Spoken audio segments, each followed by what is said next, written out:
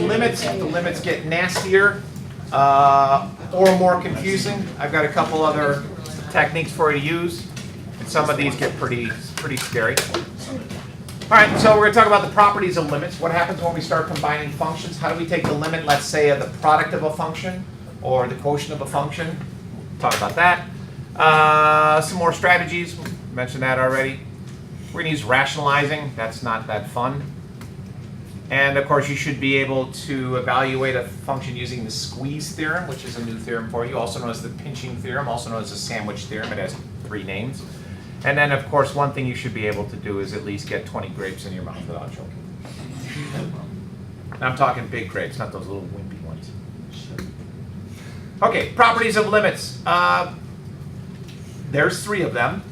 They're pretty straightforward if we think about it graphically. What does the graph of the number b look like?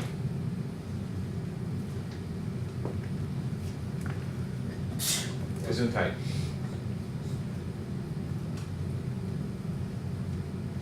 Well, come on, really? What's the graph of a number look like?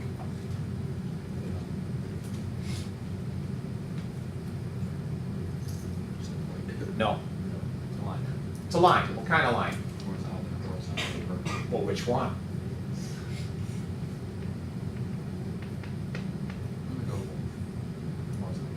Horizontal, good, because we're dealing with functions. So what's the limit as you approach any horizontal line? It's just going to be the value of that function itself. Does that make sense? You have a horizontal line at 5. What's the limit as it approach any number? 5. Can you get anything other than 5? No, it's 5. Second one, so that takes care of that. Second one, what's the graph of y equals x look like? It's a diagonal line, 45 degrees through the origin, correct? So if I take the limit of any value, well, what's special about all the points on that line? Give me an example of a point on the line y equals x, other than 0, 0, because that's compound. 1, 1. Keep going. 2, 2. Negative a gabillion, negative gabillion. They have the same x and y coordinate. So if a limit is defined as the value of a y coordinate as it approaches an x coordinate, then as you get closer to some number, it's just going to be that number. As you get closer to 4, it's going to approach the y value of 4. And then the last part, an exponential function, that's pretty much just a plug and chug. Put the value in for c and you're good to go. One in particular pops up a lot. If you don't have any place to plug in a value, if there's no variables, then it's just going to be the value of the number that you're given. And again, I don't know what helps your brain process that better if you think about it as a plug and chug or you think about it graphically as to what that picture looks like. But those are 3 things that pop up pretty common. 2 and 3 can be solved with plugging and chugging. 1, you got to pick which one you're going to use. Okay, now you can write all this down, but you don't need to because it's really simple. If I want to take the limit of a scalar multiple, that means a function times a number. It's just the limit of the function times that number. Okay, no big deal. These are all cakewalk. Simple sentence. The limit of a sum is the sum of the limits. The limit of a difference is the difference of the limits. The limit of a product is the product of the limits. In other words, if I want to take the limit of f times x, I just take the limit of x, take the limit of g.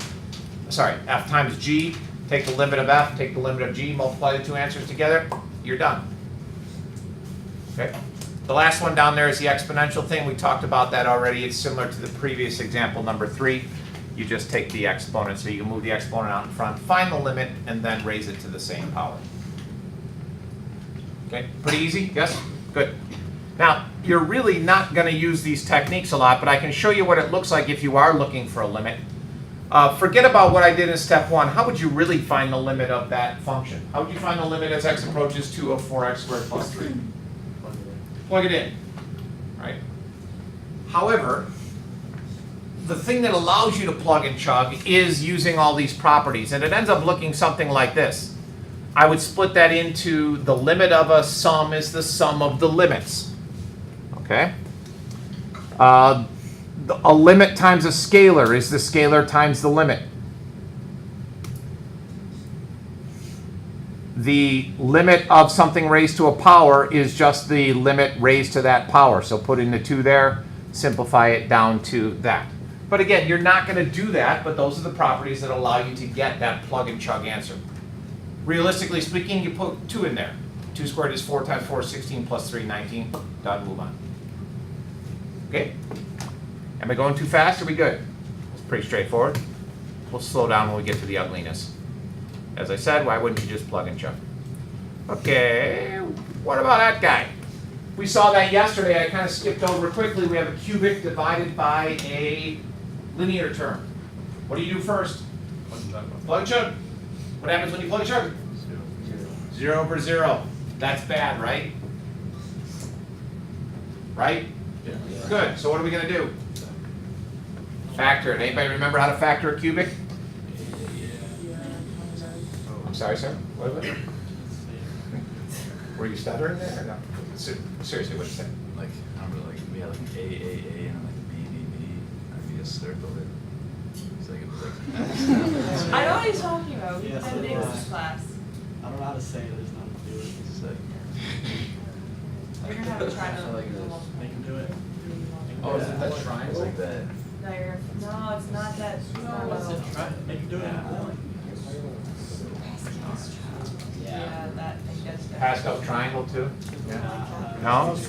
Shall we review? Okay. I will do plus first.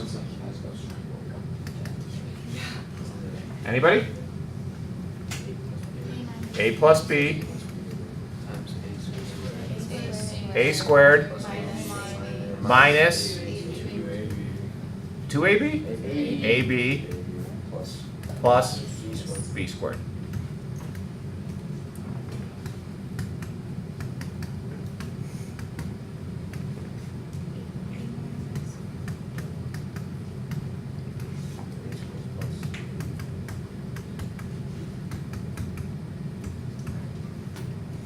One thing to remember, this is always prime.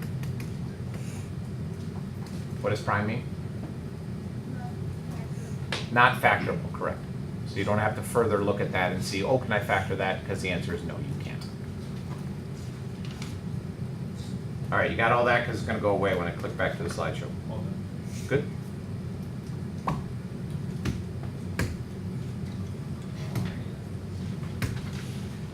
All right, so there it is in factored form. And conveniently enough, things cancel. So graphically, what happens at x equals 1 on the graph? It's a hole. It's a hole. Is it an asymptote or a hole? It's a hole, right. So it's important. You can't just look at the function and say, well, there's an asymptote at 1 because it's factorable and things cancel, so we would generate a hole at 1. Okay, so then what? Go ahead. Yeah, you do some canceling to plug in 1 to whatever's left. So we should get 3. Cancel. Yep, Tree. Easy peasy. But the only thing is remembering how to factor cubics. That comes in quite a bit.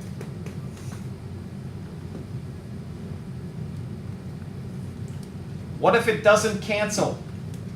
Let's suppose you factor that, or I turn the top into x cubed plus 1. You factor out that bad boy, and nothing cancels. Then what do you do? What's that? You can, but what are you going to get? Still 0 over 0. So then what do you do? I'm sorry? I just didn't hear you, that's all. Oh, no, I don't think it was right. I just said graph on the calculator. You could graph it and see if the calculator helps you. Other ideas? You could use does not exist. Good. You can copy off your neighbor. You can cry. You could get help. Mathematically, I mean get help. Okay. A couple options. All right, now the fun one, rationalizing. I mentioned the C word yesterday, conjugate, and we'll be looking at that. This will be fun. I know I'm getting repetitive. I'm saying the same thing over and over again. I'm repeating myself, but it's important. What do I do first? Plug and chug. What do you get? 0 over 0. No good. Can't factor that. There's nothing to factor out, so we got to come up with some other technique. So we're going to use the conjugate. The conjugate is the value that is the opposite of what you're dealing with. So if you have a term a minus b in the top, the conjugate would be a plus b. So in this case, the conjugate would be the square root of x plus 1 plus 1.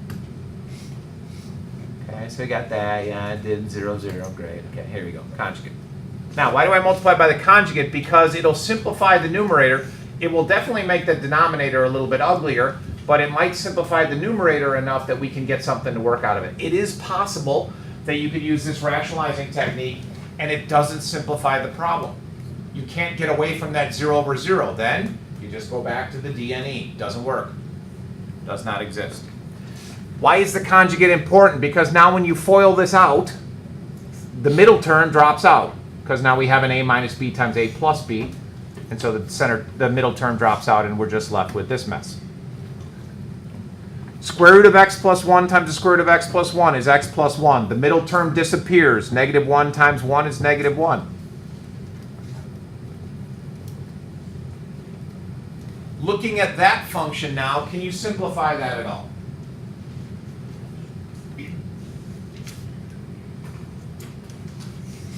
Yes or no? How? Well, the ones are gonna cancel out on the top. No. On the top. It's gonna Oh, I see. What you, I thought you meant cancel the one No, no, on the no, top no. and the one on the bottom. Right, and then you Right. can That was factor about on. to turn violent. Yeah, no, then you can factor on x and then cross it off, so it's gonna be 1 over square root x plus 1 plus 1. Well done. Okay. Did you follow that? Yes, In case you that's didn't, I got it here. One.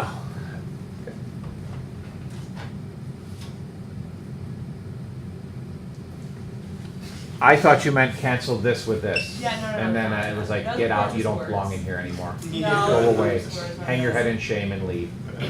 But this is good because 1 minus 1 is 0. Yeah. Good. And then the x's cancel. And then you get that mess. Okay. Then what? Look and check again. Yeah, I don't, were we doing 0 or 1? I didn't even. 0. How about 0 there? Oh, we're solid, right? 0, plug it in. Square root of 1 is 1. 1 plus 1 is 2. So we get 1/2. Uh-huh. Yeah, yeah. Beauty. That one happened to work out. I don't know if we went back to the other one without the canceling. I think if you plug and chug there, you get 0 over 0 again, so you got to be able to recognize that canceling. Okay, so this is an example. Obviously, this is why I picked it, but this is an example of a rationalizing technique that actually works out where things cancel properly, and then you can come back to the plug and chug. Still following that same procedure we talked about yesterday. Plug and chug first. Doesn't work. Algebraically manipulate. Doesn't work. Then you got to come up with something else. If it does work, then you plug and chug again. So we did that. But a different technique we used this time was the rationalizing. Squeeze theorem, sandwich theorem, pinching theorem. I don't care which one you want to call it. They're all the same thing. I like sandwich theorem. You'll see why when we get to the theorem.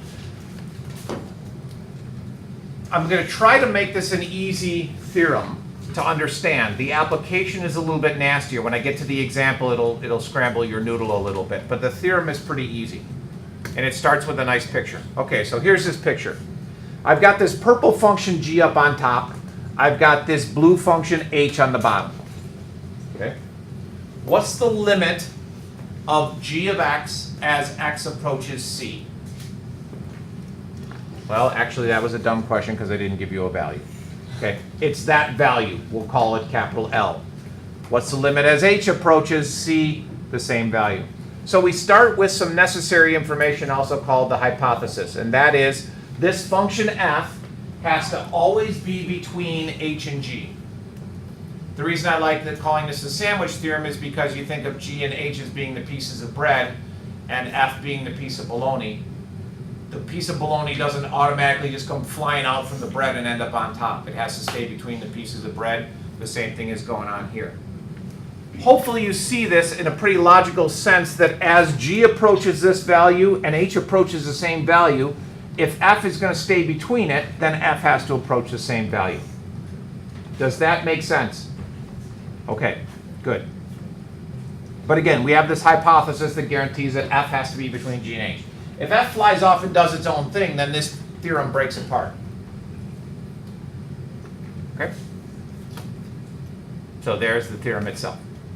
H and G approach this value of L, and if f is always between H and L, it must also approach this value of L. And hopefully when you think of the sandwich theorem slash squeeze theorem slash pinch theorem or pinching theorem, that you come back to that picture and you see what's going on with those two pieces of bread squishing together, but the bologna has to stay between the pieces of bread. Anybody ever used to eat their sandwiches that way?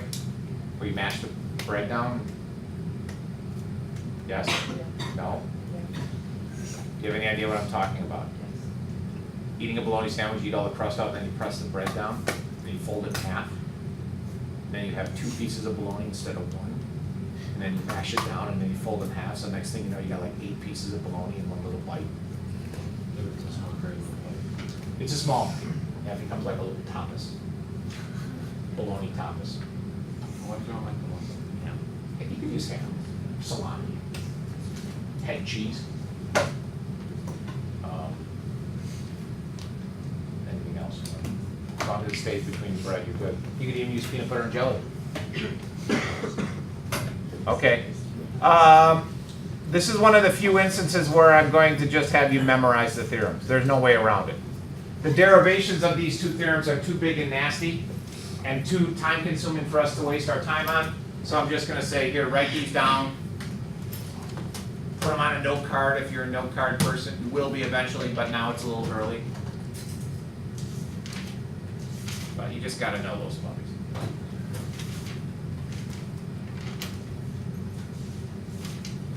How we out of here? Okay, pick things up a little bit.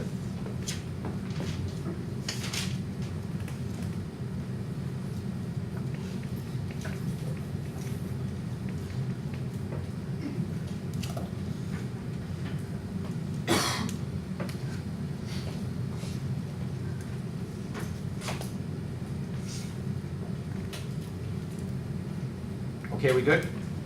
Let's look at an example of how the sandwich theorem works. After we, okay, let's do this first. I'll go through this quickly. I want to find the limit of 0 as tangent of x over x, and I can't plug and chug because I get 0 over 0. So I do a little bit of trigonometric manipulation here. Rewrite it as sine of x over x, which I know the answer to because we just did that, and 1 over cosine, which you can do because the cosine of 0 is 1, and so therefore we get 1 times 1, which is just 1, and eventually we get in there and again, okay, good, fine. Any problems? Great. All right, let's do this bad boy. This is what's called a dampening theorem, or a dampening function, I should say. If I zoom in on this function, and I talked briefly about this the other day, if I zoom in on the function, it looks identical to this. It never really approaches a value. This function is pretty nasty. And it's not something you want to find the limit of, but I can cheat by using these two theorems that it's sandwiched in between. Hence the reason we use the sandwich theorem. This function in between is that, x squared times the sine of 1 over x squared. I would not expect you to know what that looks like. I would not expect you to be able to find the limit of that. But given this scenario, and I'll show you how the sandwich theorem applies, we can find the limit using the sandwich theorem. I know what these two functions are. Okay? They're nice. This is x squared, this is negative x squared. And I know that this function, the weird one, is always between the other two. So I set up this equation. Okay? It has a sign involved. And so I built the function using the sine function. We know that the sine is always between 1 and negative 1, right? You know that, right? Okay, good. Then I realize that I'm not just taking the sine of t, I'm taking the sine of 1 divided by the square root of x. It doesn't matter what I'm taking the sine of. It's always going to be between 1 and negative 1. No matter how complicated that function is, when you put it into the sine, it's going to spit out only those two answers. The last step is, I want this thing times x squared, so I just multiplied everything by x squared. I would not expect you to do that on your own without some guidance, but you will see some problems tonight where you're going to do it, and the same process occurs. You build the function, usually using a trig function, but it doesn't have to be. So I established this. Now what does this mean? This means that that top curve is x squared, and this bottom curve is negative x squared, and that this function that we're looking for the limit of is always between those two functions. So I've set up the conditions for the sandwich theorem, which means now all I need to do is find the limit of x squared, find the limit of negative x squared, and whatever limit I get for those, I get the same limit for that big, ugly, scary dampening function. What's the limit as x approaches 0 of x squared? 0. What's the limit of negative x squared as x approaches 0? 0.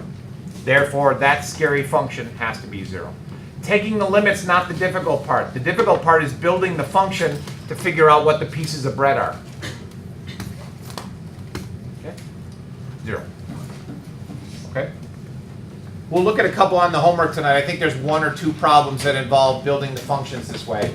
It's not that bad once you've tried it a couple times.